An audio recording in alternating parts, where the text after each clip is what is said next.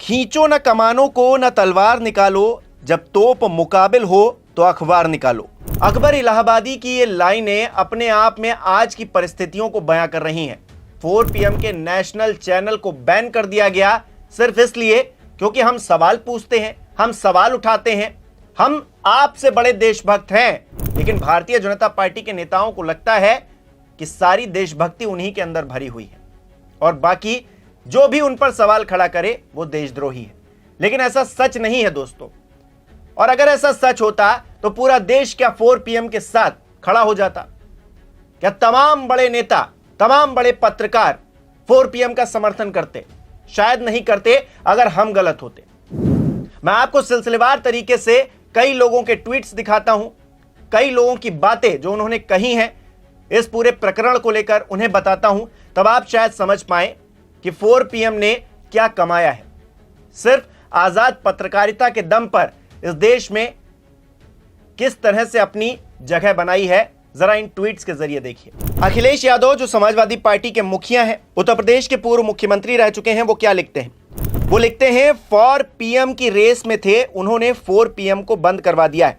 उत्तर प्रदेश से चलने वाले देश के सबसे लोकप्रिय चैनलों में से एक 4 PM चैनल की अभिव्यक्ति का गला घोटकर जिन्होंने लोकतंत्र की आवाज की हत्या की है, जनता उन्हें कभी क्षमा नहीं करेगी। उत्तर प्रदेश में अन्याय का राज महा अन्याय राज की ओर बढ़ चला है।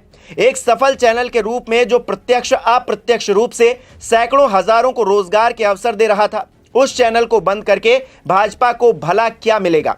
सरकार तुरंत इस चैनल को वापस शुरू करवाए या फिर यह स्वीकार कर ले कि यह अघोषित आपातकाल का दौर है। भाजपा की प्रचार नीति, अगर भाजपा के गीत नहीं गाओगे तो खामोश कर दिए जाओगे। हम 4 PM के इस संघर्ष में साथ खड़े हैं क्योंकि PDA में P में हम हर पीड़ित पत्रकार को भी शामिल हुआ मानते हैं। पत्रकार कहे आज का नहीं चाहिए भाजपा। इसके अलावा कांग्रेस पार्टी की तरफ से भी समर्थन किया गया है 4 PM का। यूपी कांग्रेस का जो एक्स हैंडल है उस पर कांग्रेस के प्रदेश अध्यक्ष, उनकी तरफ से कहा गया है कि भाजपा सरकार जनता की आवाज उठाने वाले मीडिया सोर्सेज से बहुत डरती है। इस डर के कारण सरकार कई बार ऐसे फैसले लेती है जिससे उनका भय सार्वजनिक हो जाता है। 4 PM यूट्यूब चैनल को प्रतिबंधित किया जाना भी सरकार का वही डर दिखा रहा है। भाजपा सरकार को लोगों के सवाल उठाने वाले चैनल को प्रतिबंधित बिल्कुल नहीं करना चाहिए, लेकिन घबराहट और परेशानी के शिकार ये सरकार ऐसा कदम उठाती ही है। इसके अलावा कांग्रेस पार्टी के बड़े नेता हैं पवन खेड़ा, वो क्या कह रहे हैं? वो कह रहे हैं राष्ट्रीय सुरक्षा की आड़ में मोदी सरकार सवाल पूछने वाले 4 PM नेटवर्क जैसे भारतीय यूट्यूब चैनल, नेहा सिंह राठौर जैसे कलाकार और मेदुषा जैसे व्यंग्यकारों का गला घोट रही है। मोदी जी राष्ट्रीय सुरक्षा को सवाल पूछने वालों से नहीं, राष्ट्रीय सुरक्षा को खतरा संकट के समय जवाब न देने की अपनी आदत से है। दिन रात सांप्रदायिक जहर उगलने वाले आपके सांसदों से है। आपदा में अवसर ढूंढने वाली, हिंदू मुस्लिम की आग भड़काने वाली आपकी ट्रोल आर्मी से है। एक्शन पाकिस्तान पर दिखाइए, अपने ही लोगों को निशाना मत बनाइए। इसके अलावा सुप्रिया श्रीनाथ कह रही हैं कि इतना बड़ा हमला हुआ, मीडिया ने सवाल नहीं पूछे, बेचारे सब PMO चपरासी के व्हाट्सएप एजेंडा चलाने में व्यस्त हैं। नेहा सिंह राठौर, मेदुषा और संजय शर्मा जो कि 4 PM के एडिटर हैं, संपादक हैं, उनको कोट करके वो लिख रही हैं कि इन जैसों के खिलाफ कार्रवाई होगी क्योंकि वो जरूरी सवाल उठा रहे हैं, सच दिखाने की कोशिश कर रहे हैं। कितनी डरपोक है सरकार।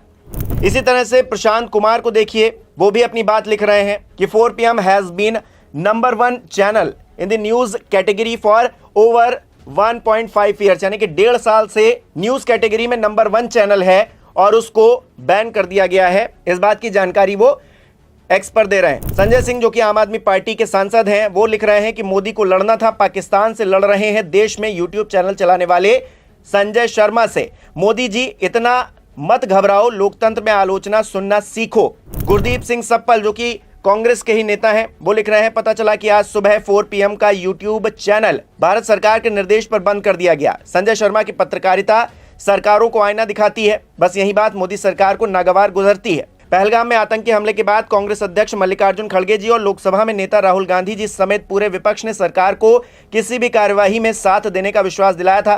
पाकिस्तान पर कार्रवाई की देश बाट जोह रहा है, सरकार के साथ है, उसका इंतजार तो बरकरार है, लेकिन इस बहाने अपने देश की आवाज पर निशाना साधने की कार्रवाई शुरू हो गई है।